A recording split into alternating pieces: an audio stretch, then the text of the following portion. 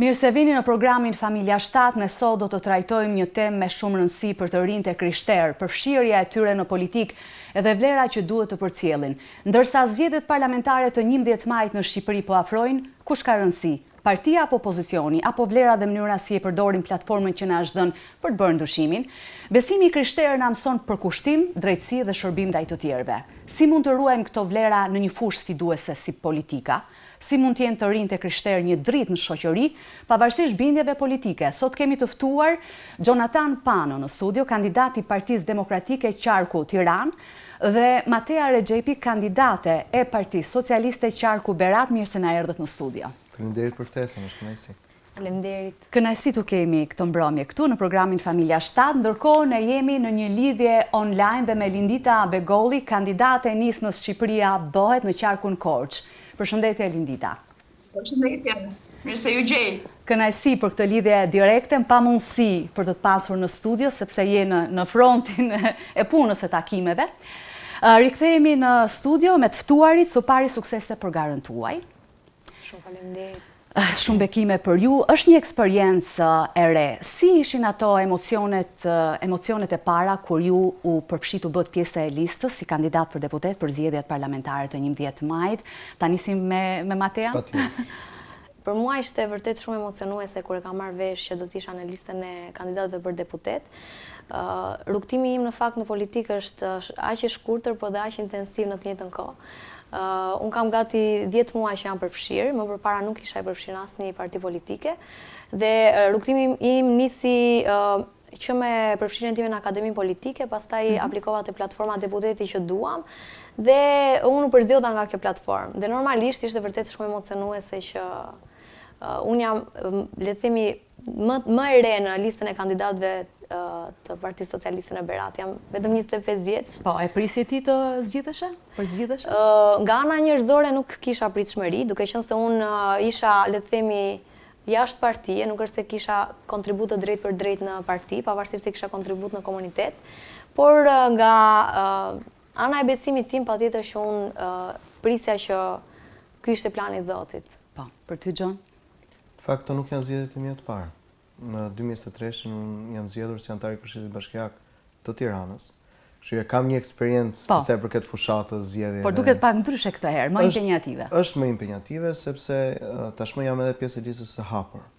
Në 2023 nuk kishte listë e hapur, listë e mbyllur. Ne kemi kaluar një proces, ka qenë procesi primareve, ne nuk kemi caktuar direkt nga dora e kryetarit të partisë, por duke kaluar në përfiltrin e primareve, vetë demokratët kanë zgjedhur se cilin ata duan që të kenë si përfaqësues në listën e hapur për Qarkun e Tiranës. Primarët ishin kualifikuese dhe jo rankuese. Dhe mbasi kalova ato si proces me sukses, atëherë ishte e pritshme që unë do të isha pjesë e listës për deputet Qarkun Tiranë. Është sfiduese, nuk dua të them që është e sikletshme apo një përvojë e papërballueshme. Takimi me qytetarët, takimin të arren është çelësi i gjithë fushatës, sepse ti ke nevojë që të takosh njerëzit, prezantohesh kush je, të tregosh vizionin tënd politik se çfarë ti do të bësh për Shqipërinë dhe si do ta shikosh Shqipërinë dhe të marrësh votbesimin e qytetarëve. Ndërkohë, si ishte për ty Lindita? Kemi Linditën online nga Korça. Cilat janë emocionet që ti u bëre pjesë e listave si deputete? Emocionet ishin disi të veçanta. Ne kemi një procedurë tjetër ndryshe nga partitë e tjera që ne nuk kishim primare apo gara të brendshme për lista të mbyllura apo për lista të hapura, sepse ne të gjithë garuam, në fillim aplikuam dhe garuam për listat e hapura. Kështu që patjetër që ishte një ndjesi e veçantë që të mund të zgjidheshe midis shumë kandidaturave nga brenda dhe jashtë vendit që aplikuan për të qenë pjesë e listave të Shqipëria bëhet.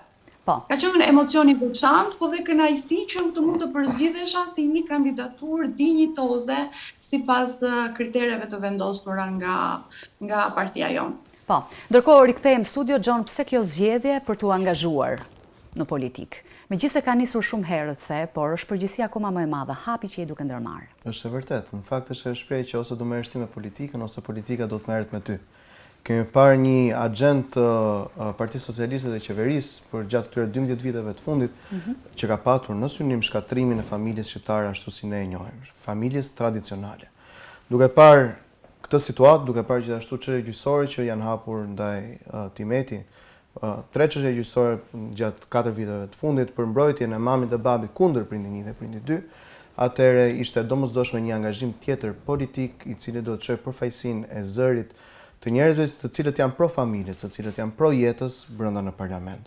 Ka patur sfida, në fakt janë edhe disa projektligje të tjera, siç mund të përmendim projektligjin e surrogacisë apo projektligjin për shëndetin riprodhues, e cila synon abortin e vajzave 16 vjeçare pa lejen apo miratimin e prindërve. Apo tjetra akoma më larg, mund të shkojmë për pjesën e sterilizimit me prerje për djemt mbi moshën 18 vjeçare, e cila do t'i hapi rrugë transgjinorizmit në Shqipëri. Nuk janë vetëm kaq. Pra, sa herë ne diskutojmë, kur bëhet diskutim disa të hapura, disa të mbyllura, një gjë që mua më vjen dhe më buron nga shpirti është them, boll me listat. Kemi nevoja emergjente gjithashtu në sistemin shëndetësor. Pra, sistemi shëndetësor është në kolaps. Sa herë përmendet ideja që shëndetësia është falas, është gënjeshtër. Sepse rasti e 14 vjeçarit i cili ndroi jetë. A e dinin që nëse do të kishte shkuar në QSOT, që kishte vetëm 3 minuta larg, kishte një probabilitet shumë të lartë që të kishte shpëtuar? Nëse ti ke një goditje me thik në zemër dhe je te dera e QSOT-s, QSOT-ja nuk të merr ty përsipër, por duhet të të çojë tek trauma. Pra, por tek trauma nga ana tjetër nuk ka asnjë kardiokirurg. Pra, sistemi shëndetësor në Shqipëri lë për të dëshiruar. Kemi sistemin arsimor, sipas raportit më të fundit të PISA-s, ne renditemi në një pozicion me Palestinën, cili është vend në luftë. Kemi sistemin e drejtësisë, kemi sigurinë politike, kemi sigurinë ushqimore. Vetëm këtë javë ne kuptuam që kishin hyrë me tonelata pule infektuar me salmonellë dhe ishin konsumuar dhe nuk gjehen më gjurmët se ku ka shkuar ky produkt. Pra, si mund diskutojmë ne për shpopullimin e Shqipërisë, i cili na vjen nga ulja e fertilitetit dhe gjithashtu nga emigracioni masiv, ndërkohë që ne kemi këto probleme të tjera. Si mund t'i them studentëve të mi që qëndronin në Shqipëri, ndërkohë që sistemi arsimor është top-top, shëndetësia lë për dëshiruar. Siguria ushqimore nuk ekziston. Ka nevojë për një ndryshim dhe ka nevojë për masa drastike dhe reale. 12 vitet e fundit kanë treguar që mbi 35% e popullsisë shqiptare është larguar nga Shqipëria dhe jemi në normat e një vendeve të luftës. Nuk ka vende të tjera që të kenë këtë masë emigrimi ndërkohë që nuk janë në luftë. Atëherë çfarë mund të bëjmë ne? Cila është alternativa jonë? Cilat janë politikat tona që do të jenë në mbrojtje të dinjitetit njerëzor, në mbrojtje të njeriut dhe këtë gjë mund ta realizojmë vetëm kur po të jemi të gjithë bashkë. Mateja, pse bëre këtë përzgjedhje për t'u angazhuar në politikë? Dëshira ime për t'u angazhuar në politikë në fakt ka qenë e hershme. Thjesht unë kam pritur momentin e duhur dhe momenti erdhi. Dhe dëshira ime është që të mund të tregoj që në politikë mund të përfshihen dhe njerëz me integritet, dhe njerëz që e duan drejtësinë dhe mund të qëndrojnë të drejt atje ku duket sikur është e pamundur për të qëndruar. Pra, arsyeja pse unë po angazhohem është sepse dua të sjell një mënyrë tjetër, le të themi, të politikanit që jemi, domethënë kemi kaq vite që shohim në Shqipëri. Dhe normalisht kjo është një mundësi shumë e mirë, sidomos fakti që ne jemi të krishterë dhe aty domethënë atë betejë le themi do të tregojmë vlerat tona si të krishterë, për të qenë ndryshe nga çfarë kemi parë deri më tani. Kështu që kjo është një nga arsyet më të rëndësishme. Ndërkohë do doja edhe mendimin e Lindita Begolli që e kemi online nga Korça. Pse ke bërë Lindita këtë përzgjedhje për të përfshirë në politikë? Po, faleminderit e dashur. Pse bëra unë të përzgjedhje dhe pse po themi nuk kalova as me PD-n, as me PS-n, po zgjodha Shqipëria bëhet, ose më saktë nisma Shqipëria bëhet. Unë jam me atë që patjetër që dua të sjell shembullin e të krishterit në politikë. Por ne na mëston fjala e Perëndis dhe na thotë që ne duhet të ndjekim atin dhe duhet kemi një bari të drejtë i cili na drejton. Kështu që unë kam ndjekur bariun dhe kam parë figura drejtuese të gjitha palëve ose lëvizjeve apo partive. Çfarë ato kanë bërë deri më sot dhe çfarë i kanë sjellë Shqipërisë deri më sot. Kështu që zgjodha, po themi, bariu në politikë një person me integritet, që ka bërë kaq shumë gjëra të mira dhe ato që ne si lëvizje në këto 2 vjet i kemi thënë, i kemi bërë dhe i kemi sot janë fakt. Kështu që ndaj aplikova dhe jam pjesë e kësaj gare për të sjellë shembullin dhe për të qenë në zë i fuqishëm, si për gjithë popullin, por edhe për të krishterët. Për të qenë vërtet një shembull dinjitoz i të krishterëve në politikën shqiptare. Faleminderit Lindita, pra ndërsa jeni duke folur edhe për vlerat, çfarë do të dëshironit secilit të sillnit ndryshe në politikë, përmes vlerave që ju keni, si njerëzit që përfaqësoni. John? Nuk duhet merrem shumë me këtë pjesën e drejtuesve, pra ta mbajmë pak më, sepse ka komente plot që mund të bëhen për drejtuesët e të gjithë partive politike. Por unë aderoj në Partinë Demokratike sepse në vlerat dhe në statutin e asaj partie është një partie djathtë konservatore, që do të thotë është pro jetës, është pro familjes, pro vlerave tradicionale që çdo i krishter duhet të ketë dhe duhet të promovojë. Personalisht unë jam kandidati më i ri i Partisë Demokratike në qarkun e Tiranës dhe po hyj me modelin pozitiv të familjes. Pra, ashtu siç e thash, çfarë ne mund të bëjmë për familjen. Jam nismëtar dhe propozues i krijimit të Ministrisë Familjes në Shqipëri, e cila do të jetë një ministri e re që do të krijohet me fitoren e 11 majit. Isha në Hungari, mora komplet studimin se çfarë Hungaria po bën për sa i përket politikave fiskale pro familjes dhe bën projektimin se çfarë duhet bëjmë në Shqipëri, sepse jemi përballë një dileme. Pra, e majta globaliste gjithmonë nuk e mendon idenë e nacionalizmit si një faktor kyç për vazhdueshmërinë etnike. Dhe këtë mund ta shikojmë edhe në vende të tjera të Europës perëndimore. Por përballë këtij fakti që jemi, që Shqipëria po shpopullohet, kemi nevojë që ose do ta shikojmë familjen si investim dhe jo si shpenzim, ose së dyti ne do jemi të detyruar që të marrim emigrant të importojmë brenda në vendin tonë. Pa dashur që të jem racist apo ultranacionalist, personalisht unë dua Shqipërinë me shqiptar. Dhe që ta duam Shqipërinë me shqiptar do të thotë që duhet të investojmë tek rinia shqiptare, që së pari të rritet linjshmëria dhe së dyti të rinjt të kthehen një pjesë e tyre, apo dhe ata të rinj që janë këtu të duan që të jetojnë këtu. Ky është vizioni im politik. Matea, çfarë mendon ti se mund të sjellësh ndryshe diçka në politikë përmes vlerave të tua?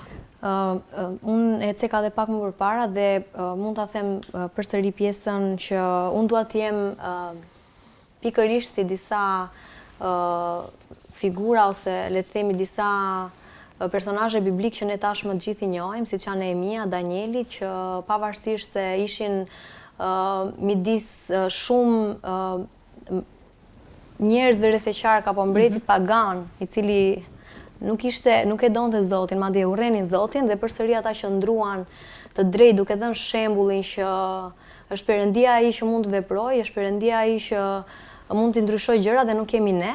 Dhe unë thjesht dua të jem një vegël në duart e Perëndisë, pra unë dua që të bëj vullnetin e tij aty ku jam. Pra, pavarësisht se duket terreni i vështirë kur shohim politikën shqiptare, por ajo çfarë unë dua të sjell ndryshe në politikën shqiptare është që të jem një vegël apo një instrument në duart e Perëndisë për të treguar që ka njerëz me integritet, ka njerëz që e duan Zotin, ka njerëz që e ndjekin Perëndin, pavarësisht terrenit të vështirë se ku janë. Njësoj siç Danieli, bashkë me shokët e tij, që pavarësisht se ishin, domethënë, në një mbret pagan, arriti që i qëndroi asaj çfarë Perëndia kërkonte. Po, ndërkohë do doja edhe mendimin e Linditës që e kemi online për këtë, çfarë mendon se do të sjellësh në politikë përmes vlerave të tua, Lindita, dhe sa e mirë është që partitë politike t'u japin mundësi të rinjve për të garuar. Po, faleminderit. Atëherë, ajo që unë dua të sjell, e ceka pak edhe më përpara, është shembulli i të krishterit model dhe profesionist. Pra, profesionalizëm dhe besueshmëri. Për mua, mbi gjithçka pas Zotit është Shqipëria, kështu që unë po përpiqem të bëj të pamundurën për të bërë më të mirën për Shqipërinë. Kështu që si do të bëja unë më të mirën për Shqipërinë, është duke u bashkuar me grupet të cilat vërtet me integritet dhe pastërti po punojnë për të krijuar ato klimë dhe ato kushte të cilat i kanë krijuar, po themi, partitë ose qeveritë e kaluara. Ose dhe aktualja. Kështu që nëse se ne bëhemi pjesë të grupeve të cilat sot kanë problematika të theksuara, apo po themi i ndiqen nga spaku, sado ne të përpiqemi të japim shembullin ton, nuk e kemi forcën sikurse do ishim pjesë e një grupi apo e një partie e cila vërtet e ka treguar me fakte që po përpiqet për Shqipërinë. Po, ndërkohë Lindita, a ke disa sfida që je duke kaluar si një ere krishterë në politikë? Apo përballesh me sfida? Patjetër që ka sfida, sepse e para i herë duke thënë që ç'to duhet ty, që i ke hyrë politikës, kur ti shumë mirë ke punën, ke karrierën, ke profesionalizmin, ndërkohë që politika në Shqipëri shihet si diçka jo e pastër. I bie që dhe ti do humbësh ato vlerat ose ato virtyte dhe do bëhesh pjesë e kompromisit, por që unë kam hyrë me të vetmin ideal që do të ndjek udhën e Zotit për të bërë Shqipërinë. Ku të më çojë ai, unë do eci. Dhe nëse ai do më presi rrugën, atëherë unë do marr drejtim tjetër, por çdo gjë në udhën e Zotit. Po. Faleminderit Lindita, Matea dhe Gjona, keni hasur dhe ju në skepticizmin e tjerëve, ç'keni çdoni që merreni me politikë rrini larg. Matea? Po, sigurisht. Sidomos në fillim kur unë pasi mbarova akademinë politike dhe u përfshiva te platforma deputetit që duam, kishte plot njerëz që më dekurajonin dhe më thonin që pse duhet të hysh politikës, politika është e keqe, por unë vazhdoj të qëndroj mendimit që politika është shumë e mirë, janë njerëzit ata që bëjnë politikën dhe normalisht nëse ka shumë më shumë njerëz që e duan ta bëjnë të mirën e këtij vendi, patjetër që do të arrijë. Por nga ana tjetër kam pasur dhe shumë mbështetje nga njerëz shumë dhe shumë të krishterë, por jo vetëm, dhe të afërm të mi që më kanë mbështetur dhe duke parë potencialin, duke parë dëshirën për të ndryshuar këtë vend sado pak, atje ku jam, më kanë mbështetur shumë. Po cili ka qenë qëndrimi yt përballë skeptikëve? Ke heshtur apo je përballur me ta në përgjigje? Sigurisht që jam përballur, i kam thënë që kjo është dëshira ime, unë besoj, domethënë duke parë edhe gjithë ecurinë e jetës time, është shumë e qartë që këtu e kam vendin në politikë. Nuk jam stepur, domethënë. Do doja të dija edhe mendimin e Gjonit, si ke reaguar përballë kësaj. Si mendon Gjon, një parti të mirë e bën emri që ka ndërtuar ose ka, apo individi me vlera që sjell dhe me ndryshimin që bën? Të dyja. Pra, ti nëse do të japësh një kontribut në një parti, së pari duhet të gjesh ato parti e cila aderon me vlerat e tua. Personalisht, nuk e di se si një i ri, i krishter, mund të aderojë në një parti të majt, por kjo është gjithmonë pikpamja ime dhe perspektiva ime. Por së dyti, duhet që njerëzit e mirë, njerëzit besimtar, njerëzit e perëndishëm të shumohen në cilën do parti politike. Është një shprehje që ti nuk mund të presësh filmat perëndishëm nga Netflixi nëse nuk ka njerëz perëndishëm që bëjnë ato filma. Njëjta gjë është edhe me politikën. Nuk mund të presësh politikat perëndishme nëse nuk janë njerëz perëndishëm që bëjnë ato politika. Por gjithashtu pikpamja ideologjike ka të thotë shumë, sepse nga eksperienca ime deri tani nuk kam parë asnjë socialist që ngrej kartonin kundra vullnetit të kryetarit, por kur vullneti i kryetarit është shkatërroj familjen, atëherë aty është momenti që do të sprovohet dhe një ri në partinë tjetër. Por për aq kohë sa unë personalisht kam marrë angazhimin tim në Partinë Demokratike, besoj në vlerat e asaj partie, atëherë ka mundësi që zgjedhjet e tjera të jemi 10 vetat që të jemi të krishterë. Ka mundësi që mbas 4 vitesh tjera të jemi 20 deri në momentin që njerëzit që e duan Zotin, e duan familjen, e duan kombin, do të jenë mazhorancë dhe ky vend do ndryshojë një herë për gjithmonë për mirë. Gjon, cili ka qenë qëndrimi yt përballë zërave kritik, pse je në siglën e kësaj partie, në siglën e kësaj partie? Po, është shumë e thjeshtë. Në momentin që kryetari i partisë, lideri i opozitës, pa prova, pa fakte, pa akuzë, mbaj 333 ditë në arrest politik. çështja që ndodhi me Vulën e Partisë Demokratike, që u mbajt peng për 2 vjet. Çështja që ndodhi me Nongratën, që vetëm para 2 javësh doli Department of Government Efficiency që tha që gjithë persekutimin ndaj kryetarit opozitës ka ndodhur nga financimi Open Society Foundation në reformën në drejtësi.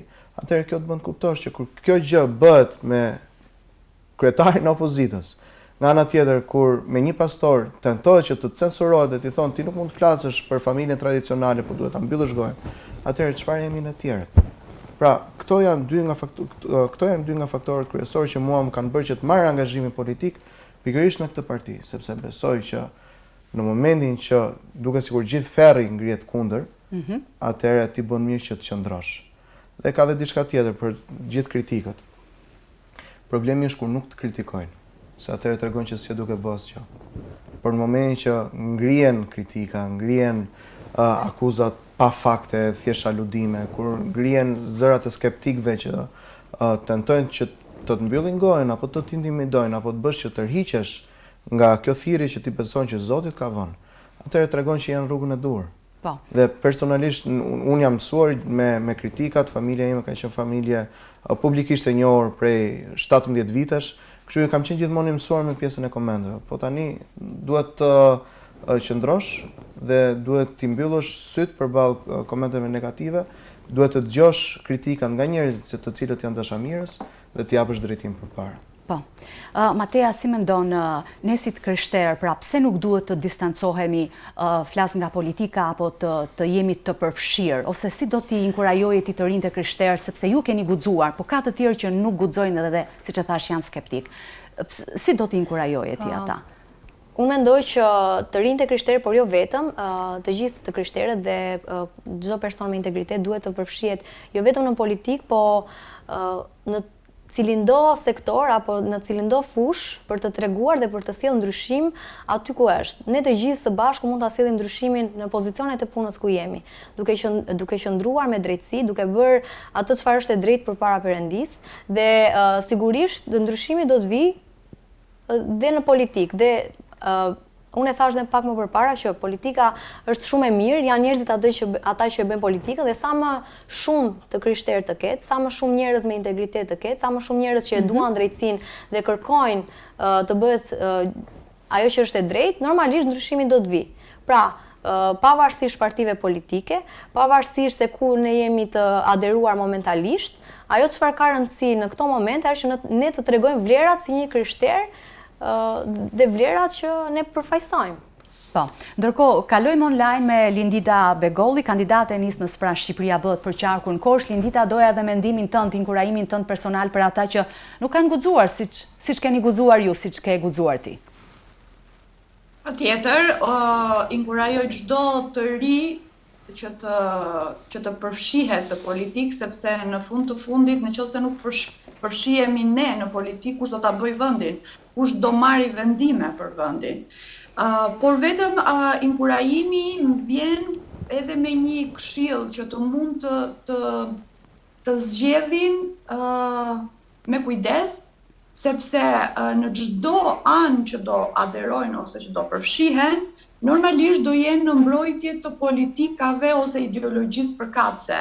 Kështu që përveç të rinjve do i drejtohesh edhe të krishterëve që patjetër të përfshihen, cila është ideologjia që një parti, po themi, ka dhe se sa përputhet ajo me besimin tonë.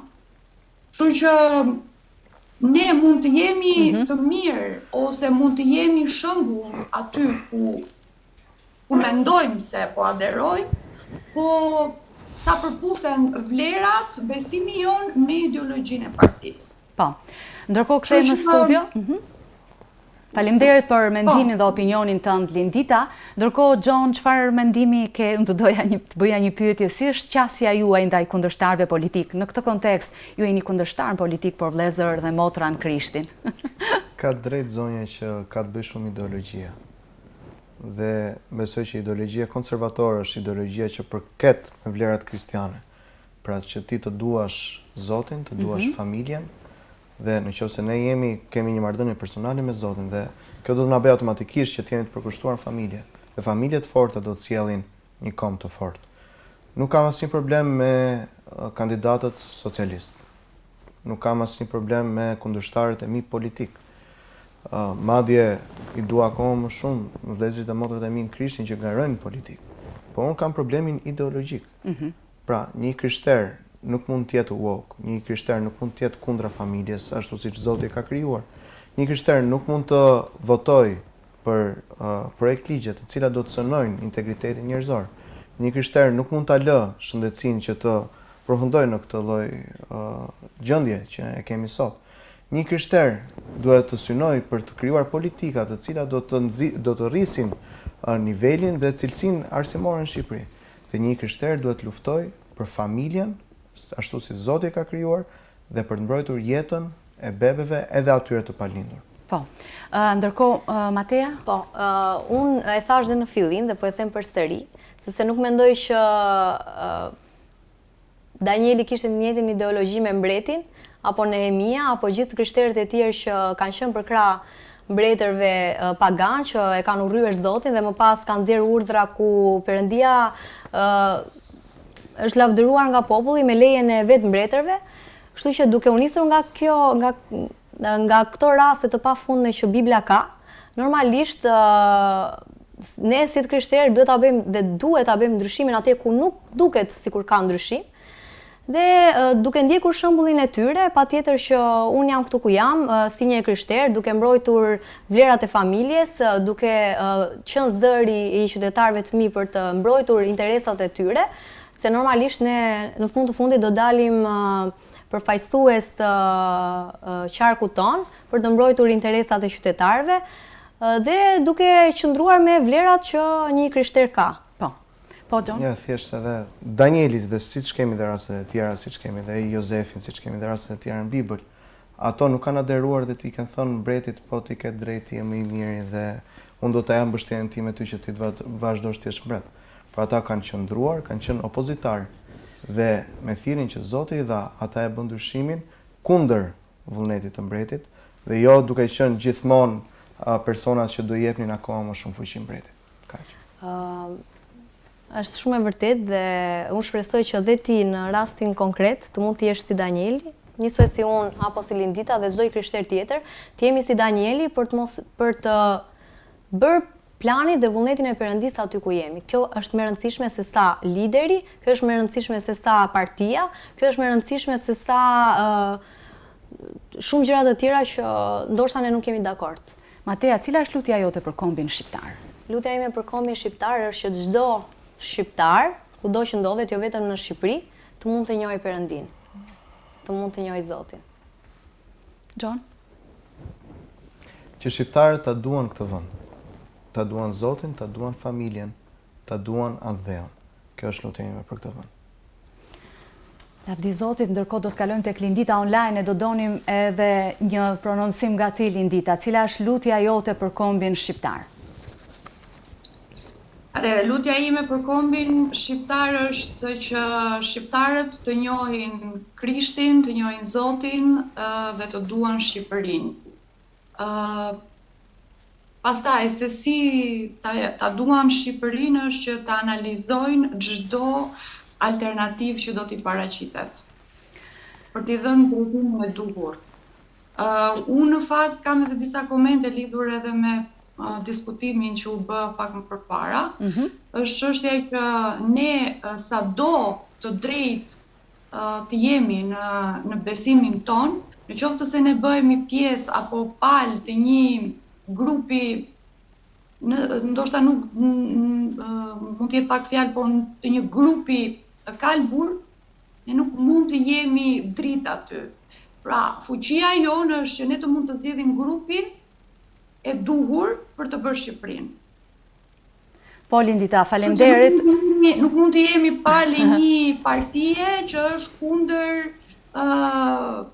vizionit ose kundër besimit tonë. Po, unë besoj fort që përgjigjen më të mirë për këtë do ta marrim pas votimeve dhe unë lutem besoj fort që në drejtimin e këtij vendi dhe në drejtimin e këtij kombi do vinë ata persona që Zoti do.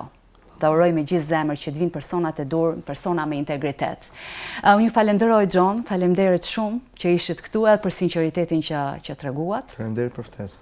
Faleminderit Mateja. Shumë faleminderit për Shumë ftesën. bekime, Zoti drejtoft të hapat tuaj edhe përgëzime për zgjedhjen që keni bërë. Ju jeni bekim për kombin shqiptar, janë edhe të tjerë në fakt që aderojnë, po aderojnë për politikë edhe të tjerë të krishterë.